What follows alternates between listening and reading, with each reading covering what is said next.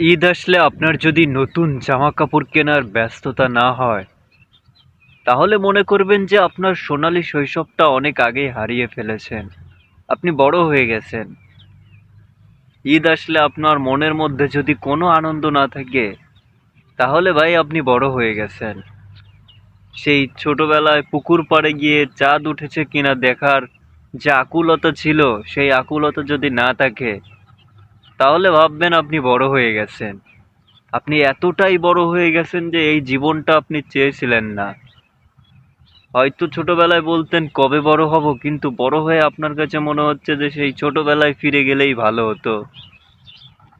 একজোড়া জুতা কেনার আর আনন্দ নেই এই ঈদের সময়, কিন্তু ছোটবেলায় একজোড়া জুতা কেনার জন্য যে ব্যাকুলতা ছিল, আকুলতা ছিল। ঈদের সময় আসলেই মনে হয় যে কেন জানি একটা দুঃখ দুঃখ কাজ করে, ভালো লাগে না। ঈদটাকে আর সেই ছোটবেলার মতো সেলিব্রেট করা হয় না। ঈদের সময়টা আসলেই দুঃখ বেড়ে যায়। বর্তমানে এমনই চলছে।